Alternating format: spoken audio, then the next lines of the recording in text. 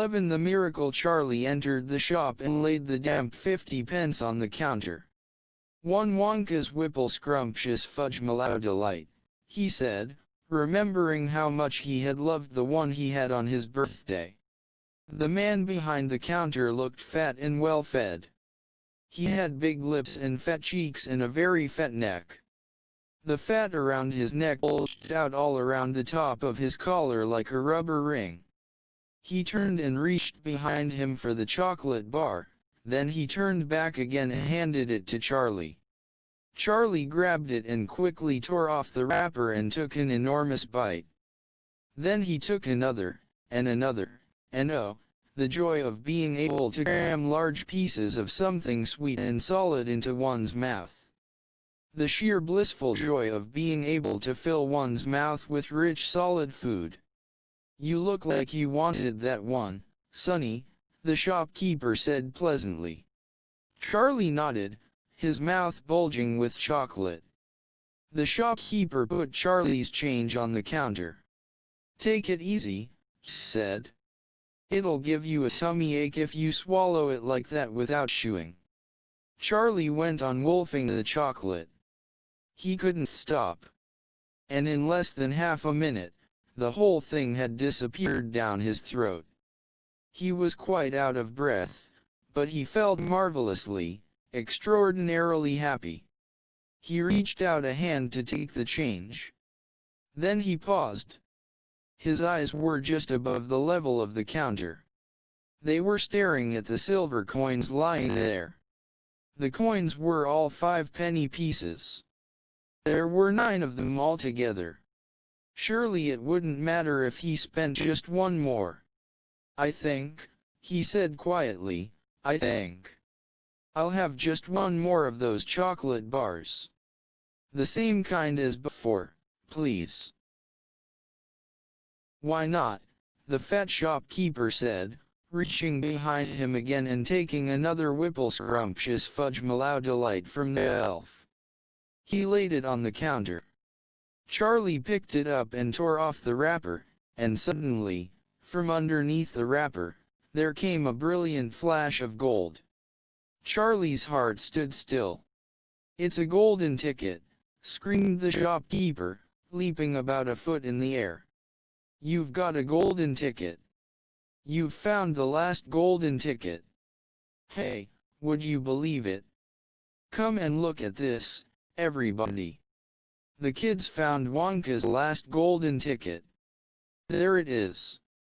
It's right here in his hands." It seemed as though the shopkeeper might be going to have a fit. "In my shop, too," he yelled. "He found it right here in my own little shop. Somebody call the newspapers quick and let them know. Watch out now, Sonny. Don't tear it as you unwrap it. That thing's precious." In a few seconds, there was a crowd of about 20 people clustering around Charlie, and many more were pushing their way in from the street. Everybody wanted to get a look at the golden ticket and at the lucky finder. "Where is it?" somebody shouted. "Hold it up so all of us can see it." "There it is, there," someone else shouted. "He's holding it in his hands. See the gold shining. How did he manage to find it, I'd like to know," a large boy shouted angrily. 20 bars a day I've been buying for weeks and weeks. Think of all the free stuff he'll be getting too," another boy said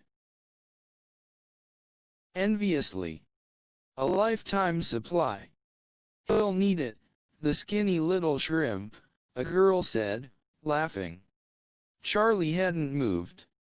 He hadn't even unwrapped the golden ticket from around the chocolate. He was standing very still, holding it tightly with both hands while the crowd pushed and shouted all around him. He felt quite dizzy. There was a peculiar floating sensation coming over him, as though he were floating up in the air like a balloon. His feet didn't seem to be touching the ground at all. He could hear his heart thumping away loudly somewhere in his throat. At that point, he became aware of a hand resting lightly on his shoulder, and when he looked up, he saw a tall man standing over him. "Listen," the man whispered. "I'll buy it from you. I'll give you £50. How about it, eh? And I'll give you a new bicycle as well." "Okay." "Are you crazy?" shouted a woman who was standing equally close. "Why, I'd give him £200 for that ticket." "You want to sell that ticket for £200, young man?" "That's quite enough of that," the fat shopkeeper shouted, pushing his way through the crowd and taking Charlie firmly by the arm. "Leave the kid alone, will you? Make way there. Let him out." And to Charlie, as he led him to the door, he whispered, "Don't you let anybody have it. Take it straight home, quickly, before you lose it. Run all the way and don't stop till you get there, you understand?" Charlie nodded. "You know something," the fat shopkeeper said, pausing a moment and smiling at Charlie. "I have a feeling you needed a break like this. I'm awfully glad you got it. Good luck to you, Sonny." "Thank you," Charlie said, and off he went, running through the snow as fast as his legs would go. And as he flew past Mr. Willy Wonka's factory, he turned and waved at it and sang out, "I'll be seeing you. I'll be seeing you soon." And 5 minutes later he arrived at his own home. 12 What it said on the golden ticket. Charlie burst through the front door, shouting, "Mother! Mother! Mother!" Mrs. Bucket was in the old grandparents' room, serving them their evening soup. "Mother!" yelled Charlie, rushing in on them like a hurricane. "Look! I've got it! Look, Mother, look! The last golden ticket! It's mine! I found some money in the street and I bought 2 bars of chocolate, and the second one had the golden ticket, and there were crowds of people all around me wanting to see it, and the shopkeeper rescued me and I ran all the way home, and here I am. It's the 5th golden ticket, Mother, and I found it." Mrs. Bucket simply stood and stared, while the 4 old grandparents, who were sitting up in bed balancing bowls of soup on their laps, all dropped their spoons with a clatter and froze against their pillows. For about 10 seconds there was absolute silence in the room. Nobody dared to speak or move.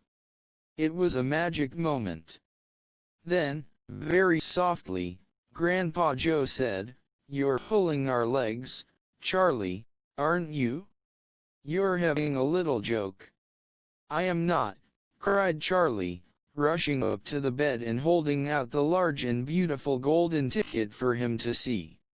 Grandpa Joe leaned forward and took a close look, his nose almost touching the ticket. The others watched him, waiting for the verdict. Then very slowly, with a slow and marvelous grin spreading all over his face, Grandpa Joe lifted his head and looked straight at Charlie. The color was rushing to his cheeks, and his eyes were wide open, shining with joy, and in the center of each eye, right in the very center, in the black pupil, a little spark of wild excitement was slowly dancing. Then the old man took a deep breath, and suddenly, with no warning whatsoever, an explosion seemed to take place inside him. He threw up his arms and yelled "Yippee!" And at the same time, his long bony body rose up out of the bed and his bowl of soup went flying into the Ma Josephine, and in one fantastic leap, this old fellow of 96½, who hadn't been out of bed these last 20 years, jumped onto the floor and started doing a dance of victory in his pajamas. "Yippee!" he shouted.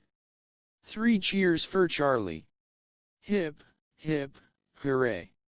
At this point, the door opened, and Mr. Bucket walked into the room. He was cold and tired, and he looked it. All day long, he had been shoveling snow in the streets.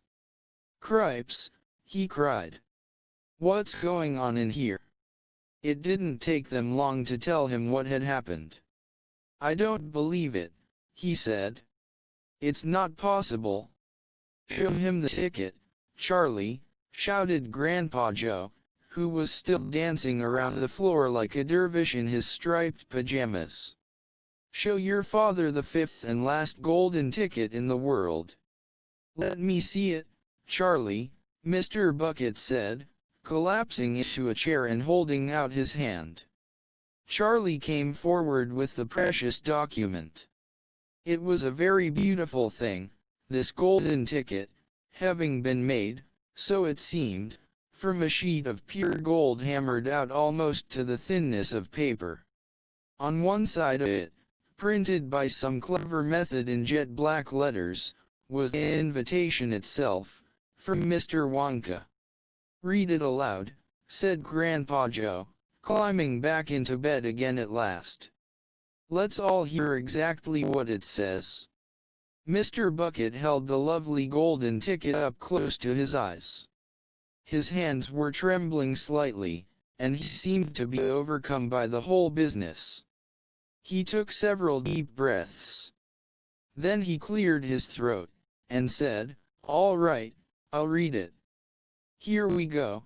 Greetings to you, the lucky finder of this golden ticket, from Mr. Willy Wonka. I shake you warmly by the hand. Tremendous things are in store for you. Many wonderful surprises await you. For now, I do invite you to come to my factory and be my guest for one whole day, you and all others who are lucky enough to find my golden tickets. I, Willy Wonka, will conduct you around the factory myself, showing you everything that there is to see, and afterwards, when it is time to leave, you will be escorted home by a procession of large trucks. These trucks, I can promise you, will be loaded with enough delicious eatables to last you and your entire household for many years. If, at any time thereafter, you should run out of supplies, you have only to come back to the factory and show this golden ticket, and I shall be happy to refill your cupboard with whatever you want. In this way, you will be able to keep yourself supplied with tasty morsels for the rest of your life. But this is by no means the most exciting thing that will happen on the day of your visit. I am preparing other surprises that are even more marvelous and more fantastic for you and for all my beloved golden ticket holders, mystic and marvelous surprises that will entrance, delight, intrigue, astonish, and perplex you beyond measure. In your wildest dreams you could not imagine that such things could happen to you. Just wait and see. And now, here are your instructions. The day I have chosen for the visit is the first day in the month of February. On this day, and on no other, you must come to the factory gates at 10 o'clock sharp in the morning. Don't be late. And you are allowed to bring with you either one or two members of your own family to look after you and to ensure that you don't get into mischief. One more thing, be certain to have this ticket with you, otherwise you will not be admitted. Signed, Willy Wonka. The first day of February, cried Mrs. Bucket. But that's tomorrow. Today is the last day of January. I know it is. Cripes, said Mr. Bucket. I think you're right. You're just in time, shouted Grandpa Joe. There's not a moment to lose.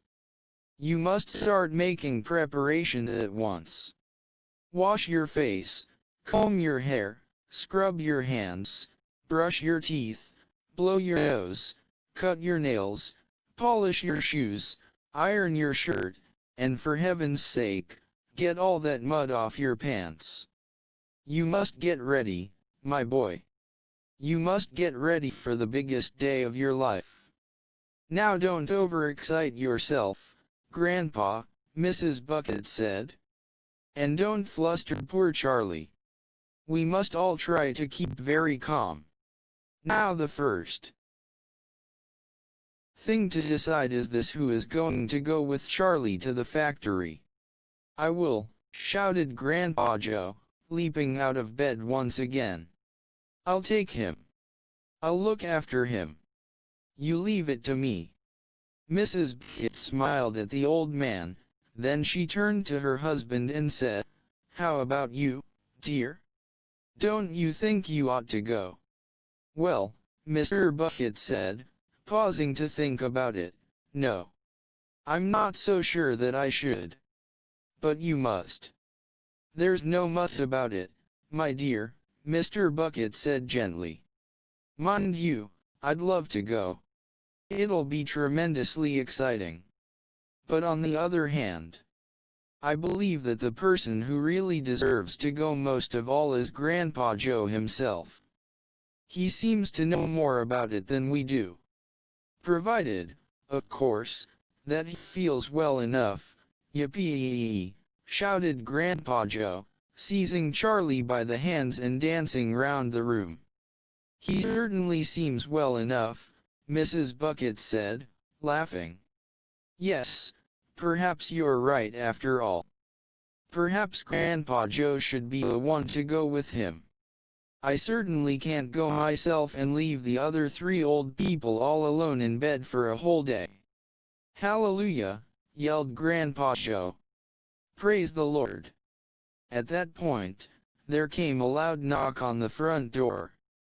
Mr. Bucket went to open it, and the next moment, swarms of newspapermen and photographers were pouring into the house. They had tracked down the finder of the 5th golden ticket, and now they all wanted to get the full story for the front pages of the morning papers. For several hours, there was complete pandemonium in the little house, and it must have been nearly midnight before Mr. Bucket was able to get rid of them so that Charlie could go to bed.